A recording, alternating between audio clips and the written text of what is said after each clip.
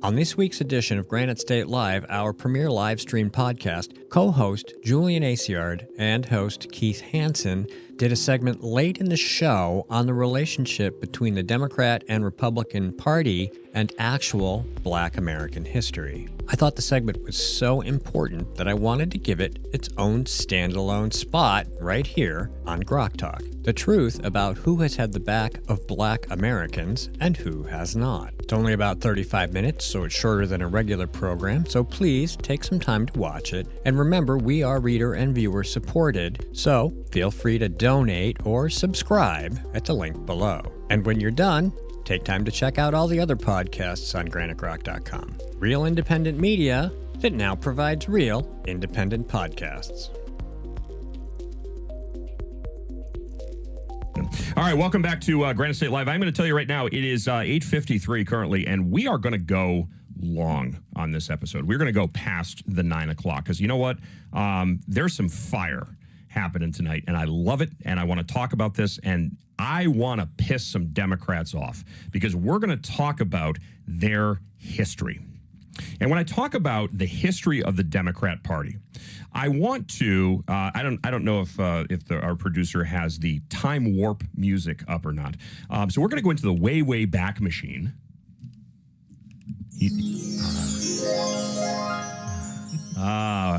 All right, through the power of broadcast media, we are now back in time to, I think it was around 2020, 2021, and Democrats were tearing down statues. We've got to tear down these statues of all of these racist people, these hate-filled people.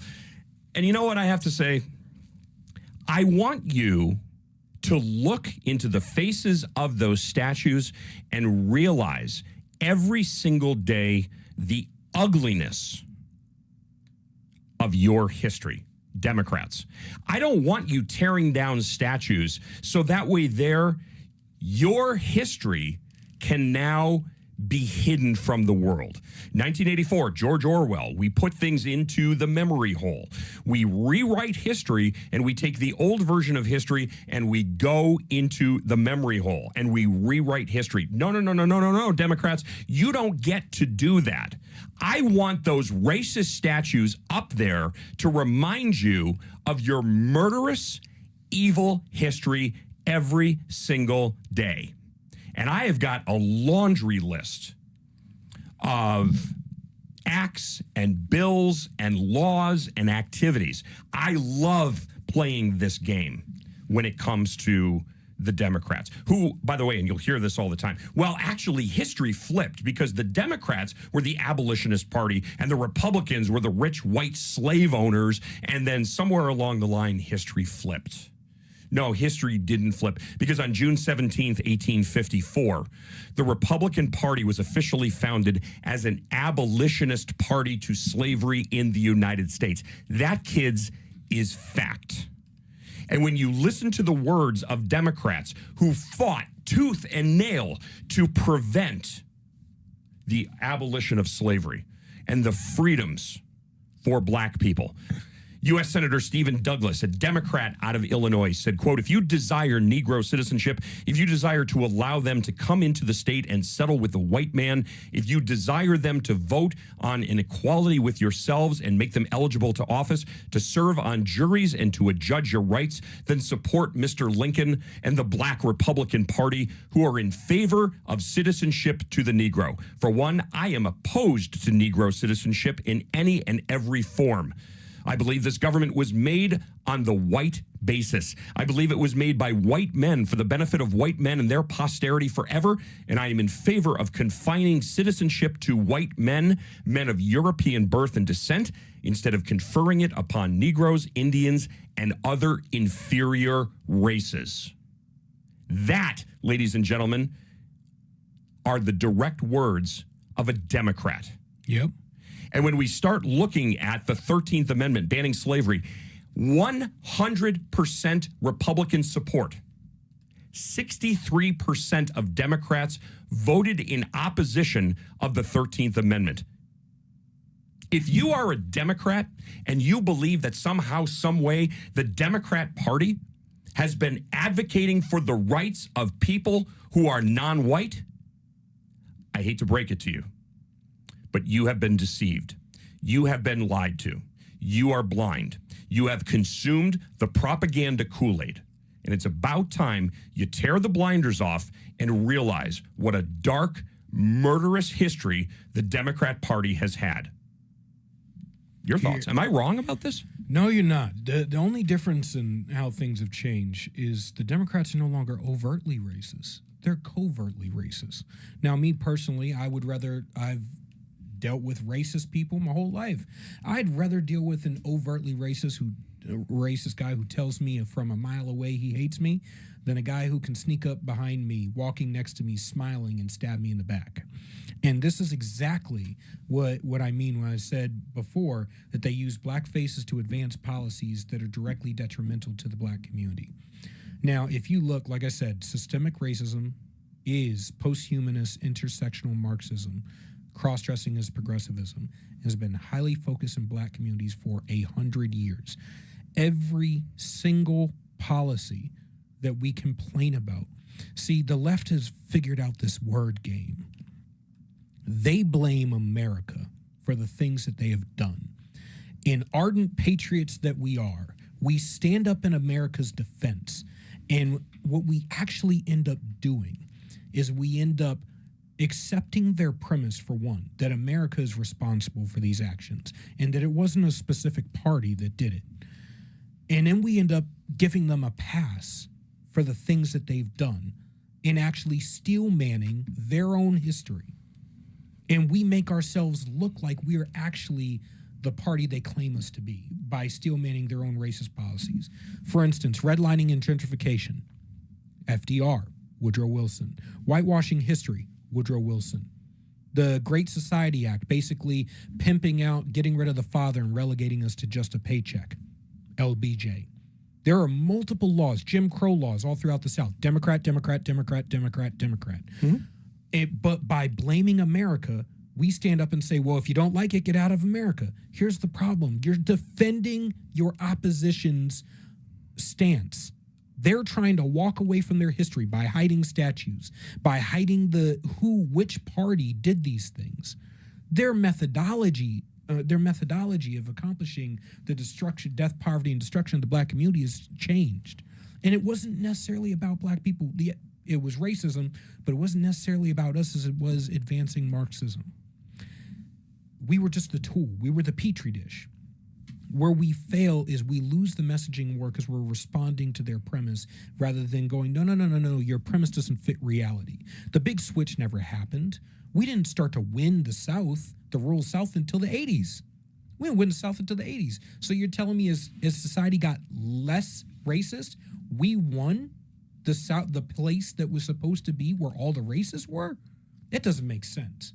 And if you look at census data, you look at where all these poll taxes and everything was done, the reason why we even had LBJ in the first place, who was a virulent racist his own life, and Robert Byrd, who was a virulent racist his whole life, is because JFK could not win the White House without having LBJ's, his machine, his cheating machine.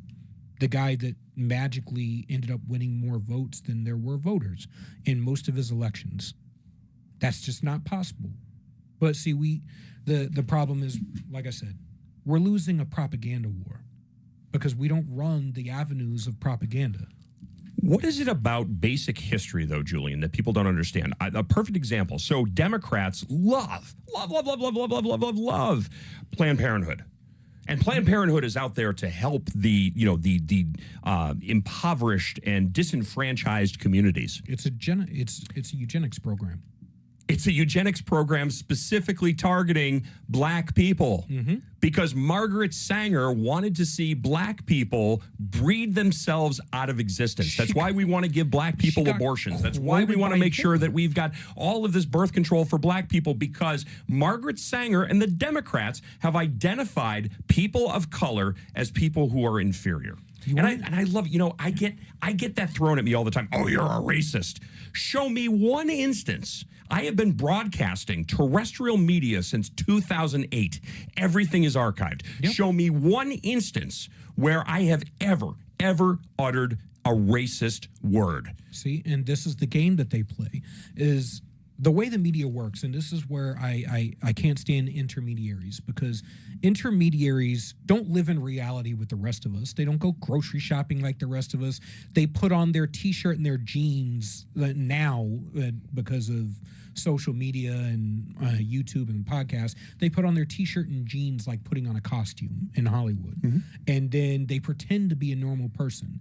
And then they put their suit on afterwards and they go to the cocktail parties with the very same people that they tell you that they hate and that they're fighting against. The reality is that intermediaries on both sides of the aisle live in isolated echo chambers where they're constantly arguing and bickering back and forth against each other, fighting one narrative against the other. Mind you, the rest of us normal people across the country typically want about the same shit. We want to be able to pay our bills, put food on our table, clothes on our backs, a roof over our head, at the end of the week, pop open a 6-pack of beer and watch the game, hopefully one day retire and pass down something to our kids other than debt. Mm-hmm. Like, we want very, very simple stuff. In a lot of cases, we just want to be left alone to live our lives. But racism, bigotry, anti-Semitism, sexism, misogyny, all that stuff has been pushed down from the top down by people who want to manipulate society throughout history. Mm-hmm. And it's been found across the world. It's been in here in America. We just are more susceptible to it because they hit a trigger point at the right point in time, and the left is constantly moving towards a goal while we're constantly just trying to say, hey, can you just slow the hell down so I can go back to what I was doing, when we need to be proactive in actually tearing down the system they created. One of the things that I've said many times before is I don't care. I don't care if you're black. I don't care if you're white. I don't care if you're polka dot. It really doesn't matter to me. What matters is the content of your character. Yep. Are you the type of person that I could leave in a room with $100 bill on the table, and when I come back into the room, that $100 bill is still there? Are you a person of honor? Are you a person of integrity? Are you a person who does the right thing? And you know what? I don't care if you're black. I don't care if you're white. I don't care if you're Puerto Rican, Asian, whatever the case may be. I care whether or not you're a scumbag. And if you're a scumbag, I don't like you. And there are white scumbags and black scumbags and Asian scumbags. I don't like scumbags. I don't associate with scumbags because they don't have honor, they don't have integrity, they don't have self-respect, and if they don't have any of those things, they are going to treat their fellow man poorly.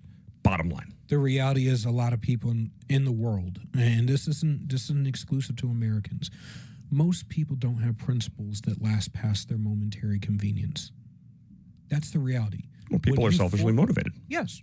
And the issue is, like I said before, we will crawl over broken glass for confirmation bias, for affirmation.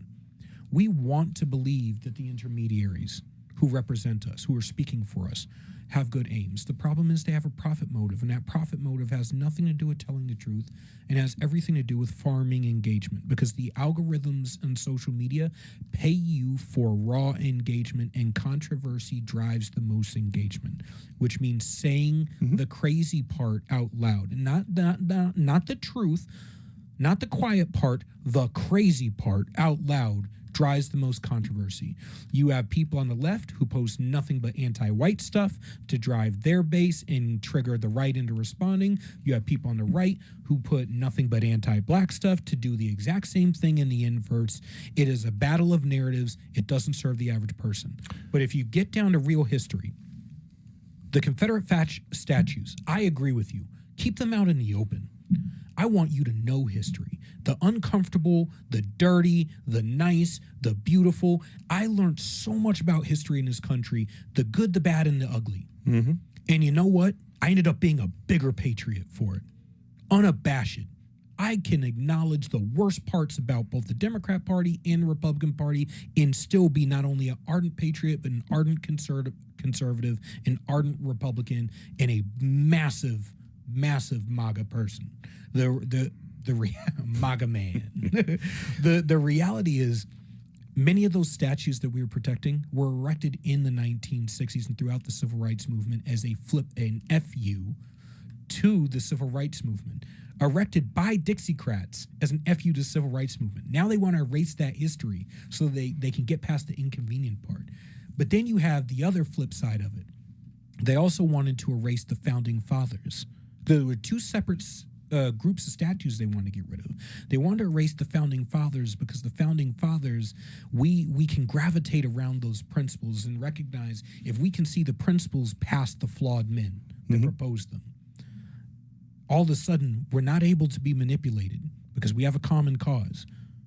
And if we have a common cause, they can't divide us. And if you can't divide the country, and we can gravitate around being American, despite all of our differences, we're all American. They can't beat us. They can't indoctrinate us. Our families get stronger. We become more independent. A house divided against itself cannot stand. So when do we stop being black and white? When do we stop being gay and straight, Christian, Muslim, whatever, and just worry about being Americans? And, you know, I've said this. Oh, no. See, that's the wrong attitude. I'm going to challenge you on just this one thing. Unlike most of the countries in the world, we do not have a singular heretical past. France, the Franks, they have a past that goes back hundreds of years to kingdoms and tribes that originally inhabited that land. Same with the English, same with the Scottish, same with the Welsh, same with the Irish, the Ruskies, the everywhere, all South America, North America, Africa, India. Original tribesmen populated those lands and created kingdoms, which created countries. In America, we are a country of bastards and expats from around the world who are sick of the bullshit we were dealing with in our home countries, and we came here for opportunity and liberty and to create something wholly new. This country was a radical idea at its inception. And I'll read you this because I posted it earlier today, or yesterday, because I saw somebody after one of my friends who was at Trump's Black History Month ceremony at the White House. And I got my invite, but I chose not to go. And he said, I'm not black, I'm not this, I'm not that, I'm just an American. And my reaction was, you were just at a Black History celebration. If you actually believed all of that and weren't just farming engagement, you wouldn't have gone, because it's fundamentally against everything you just said you were. I go, there's a better way to make the point that you're trying to make, which is that we're all American. So this is what I posted. My name is Julian. I'm a foundational Black American. I'm not a POC. I'm not a melanated individual, African American, or any other derivative of your intersectional bullshit language. I'm Black, conservative, a Republican, American, a Christian, a Marine, and none of that is oppositional to the rest. I don't have to choose between my existence, my heritage, my patriotism, and my principles. In America, I get to have it all. I love this country. And what this is about is bringing the best of what you got, all of what you got, and making America better as Americans.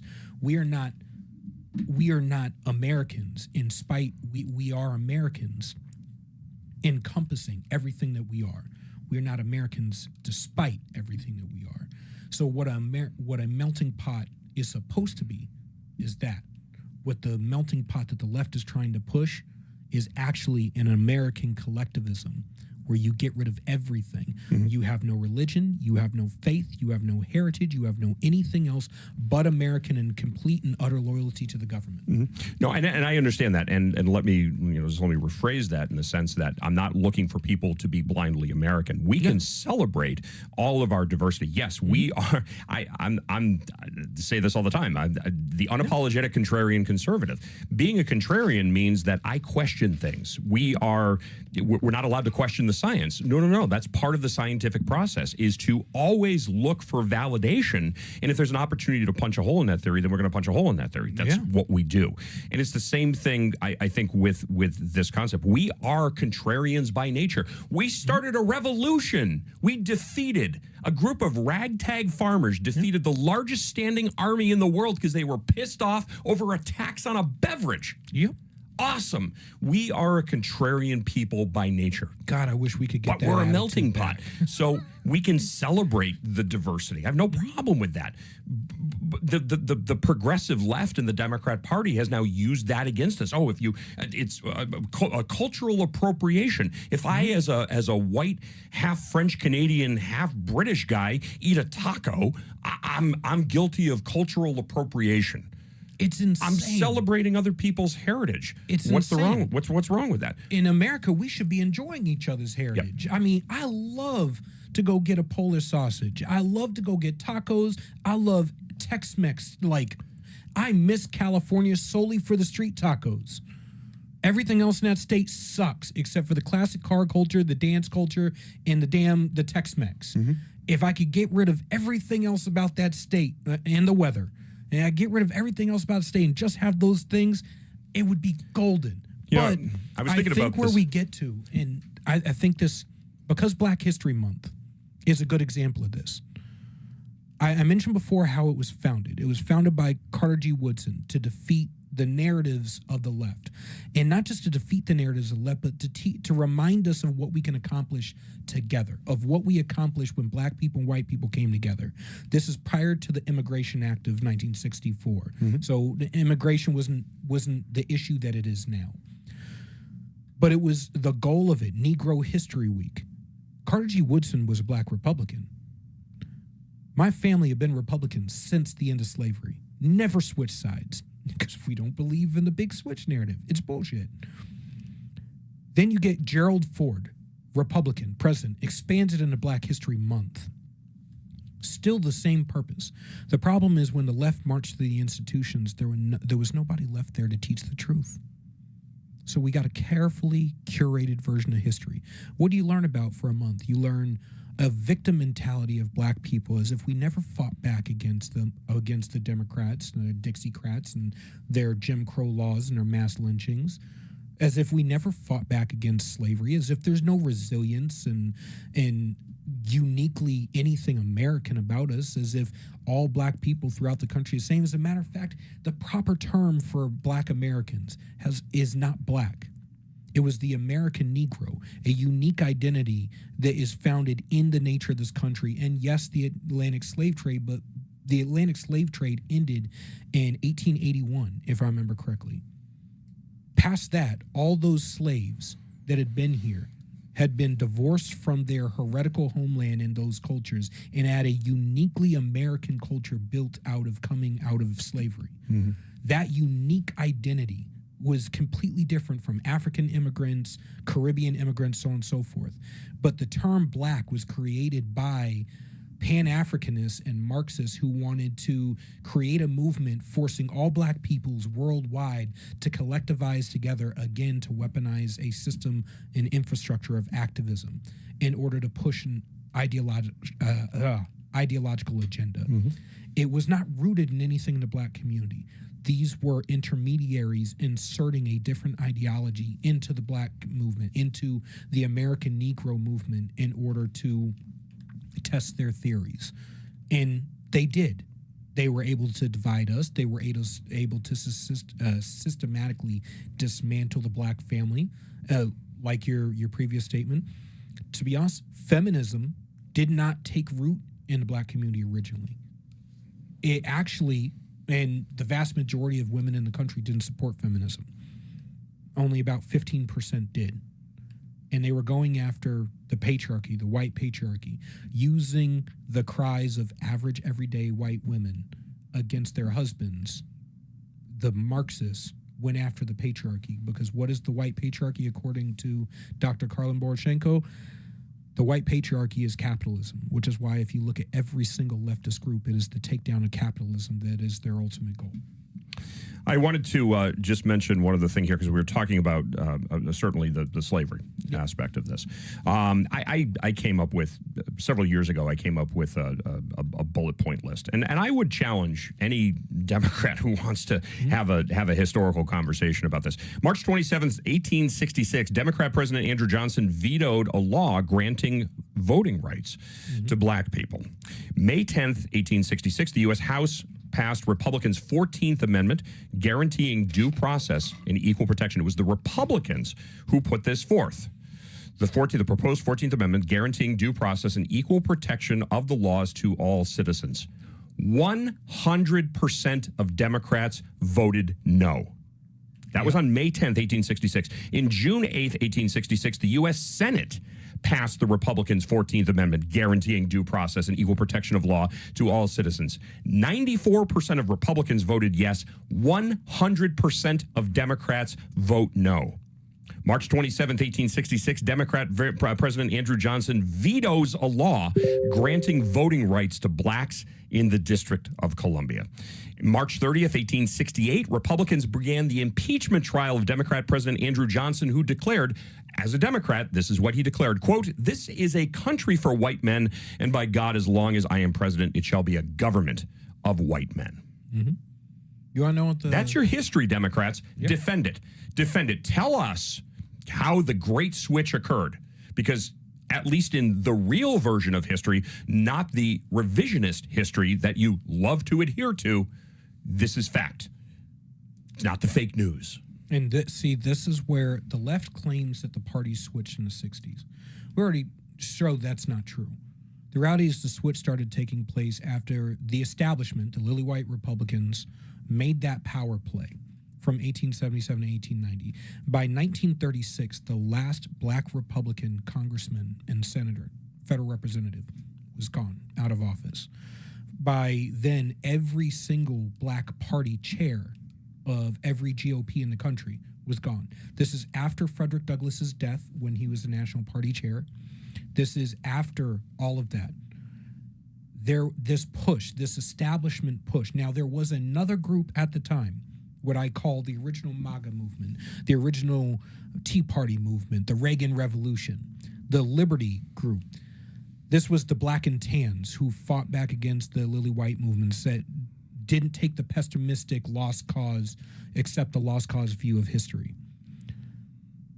That fight they lost, and it created an open window for the Marxists to try to appeal to black voters who knew that we were freed by the Republicans, knew that only the Republicans were trying to advance us, knew that our path was to liberty, knew that it was through liberty and opportunity, knew it was through equal enfranchisement. But you had the establishment try to move away from that. And the Marxist brand new ideology hadn't been debunked yet. There were no mass genocides, food shortages, wars, so on and so forth. Was this new identity? Hey, here's the talented 10th, W.E. Du Bois and the educated Marxists come in, and the intermediaries go, I have something for you. This new ideology makes everybody equal. But they didn't explain that it makes everybody equal by chopping the legs out from under everybody equally. And what ended up happening is they created all these laws to build up, FDR created these laws to build up and incentivize the middle class and the white community, but it also created backlash and economic backlash throughout Woodrow Wilson, Herbert Hoover, and FDR in dealing through the Great Depression.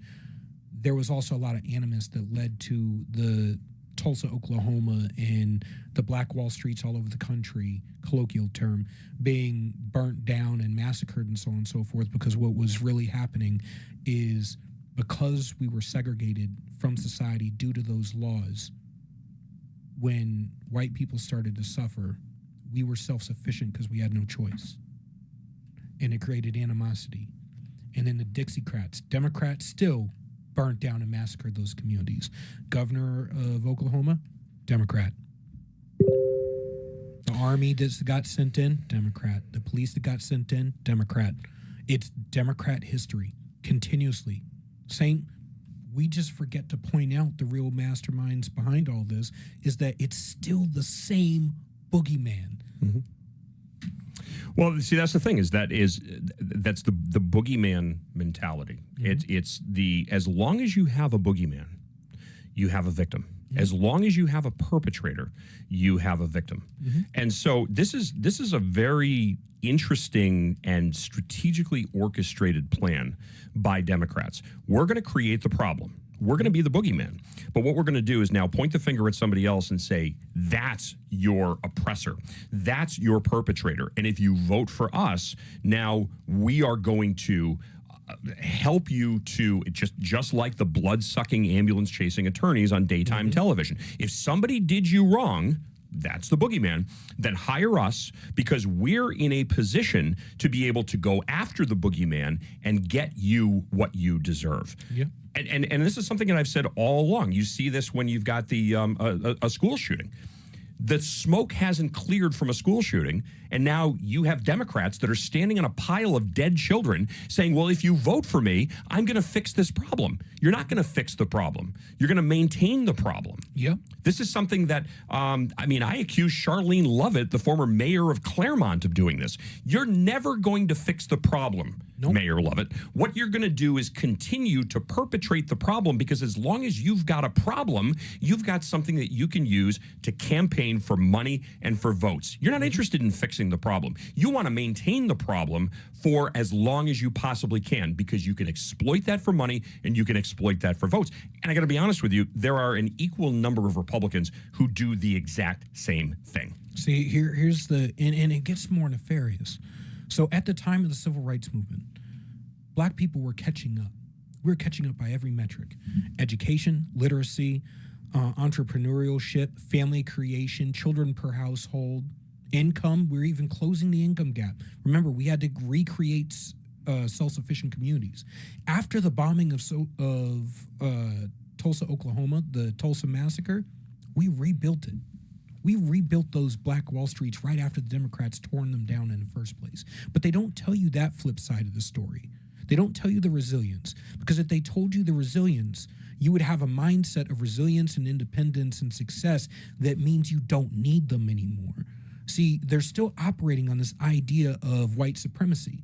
Just, you can't be successful unless this group of white people helps you be successful against this group of white people. While the narrative of the Republican Party, whether it's true or not, whether there's policy to back it up, has been, we believe you can be self-sufficient on your own if we get out of your way.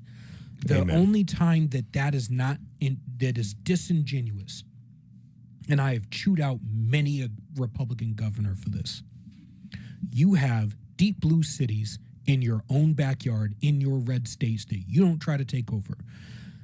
If you really believe conservative principles of governance are the solution, you should be trying to repeal the laws. Just because you run in these districts doesn't mean you need to pass new laws, doesn't mean you need to grow government, doesn't mean you need to give handouts.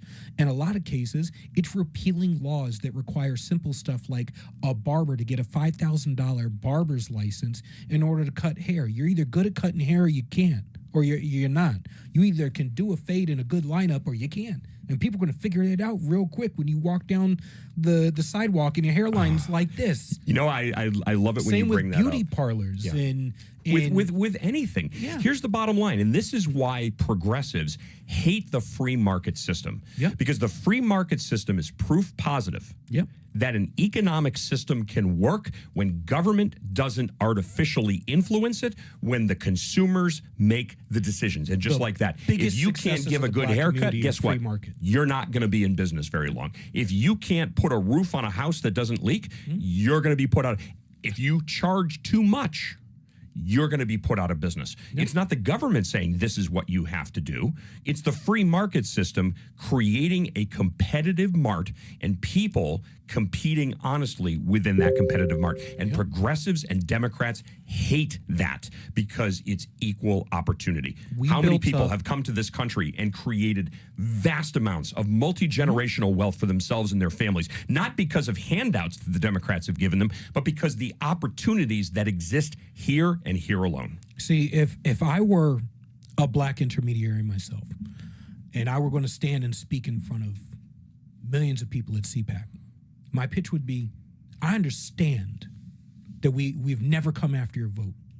Up until Trump, I understand we ignored you. We refused to go into your communities for whatever reason. But we're here now. And what I see as I see people trying to tell you what you can wear, where you can go, who you can marry, what you can do for work, what jobs are acceptable, what jobs aren't, what cars you can drive.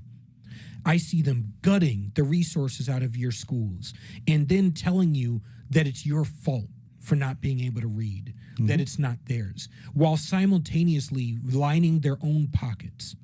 I see them telling you that you have no choice to go somewhere else and get a better education, and that we're not only going to keep you here, we're going to double down on everything that's destroyed you.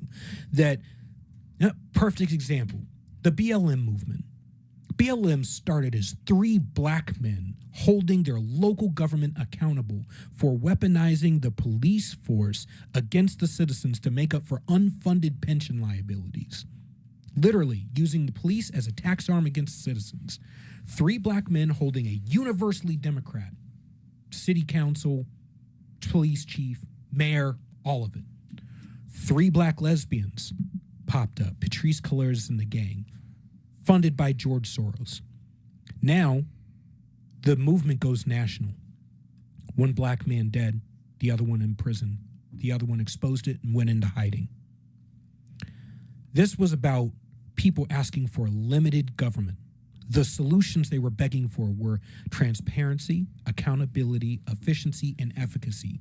And what did they get? Marxists, destroy the family structure, destroy the patriarchy, free this, free that. It was co-opted by the Marxist movement. It's the bottom line. We got about a minute and a half left here, so I know we are over, and I did not want to interrupt this conversation, and we just did not have enough time during the allotted 2 hours. So we certainly appreciate Grok, GraniteGrok.com for continuing to host us 30 minutes over what our budgeted time was. Listen, the bottom line is that we have a lot of work to do in this country. We need to celebrate. We can't be blanket, puckering up at the ass of government. We have to celebrate our diversity. Yeah. We have to celebrate the melting pot that is the country. But I think we have to recognize what the true enemy is. And the true enemy is not the black man. It's not the white man. It's not the Christians. It's not anything else. The true enemy of the people is a government that has become tyrannical. Yeah. It has become absolutely tyrannical, and we have to resist that. And that's why I encourage people, find your voice, stand up for what you believe in, and stand up for what is right. Granite State Live at gmail.com is the email address if you would like to opine on the show tonight. Good, bad, or indifferent. Let us know what your thoughts are about tonight's program. Granite State Live at gmail.com. Julian Acciard, I want to thank you so much for being a part of the program. And before we end here, how can people find you? Social media or any other websites that you want to give up? I'm on X is where I do most of my work. I have YouTube, Instagram, Facebook, X page, Blue Collar Intellectual. Go there. You can see all the articles I've written, all the political strategy, Republican history, all of it. Julian Acciard, I love you, brother. God bless. Thank you. All right, we'll be back next week, Tuesday night, starting at 7 o'clock. Don't forget you can always catch the archive version of the program, GraniteGrok.com, on the X channel, the Facebook feed, and also if you go to Facebook, Getter, Clout Hub, X, just search for Right America Media. You can catch it there, and ramtv.live/GSL, and you can catch the archived versions of the program. Therese should be back. Hopefully everything is good with her, and she'll be back next week. Until next Tuesday night, I'm your host, Keith Hanson. God bless. Be a proud American. Take care, everybody. Grok Talk is brought to you by Grok Media, LLC, and GraniteGrok.com. Please remember to subscribe or donate at the links below and check out our entire podcast lineup. And if you have not already, please sign up for our email newsletter to get the Grok delivered to your inbox 7 days a week.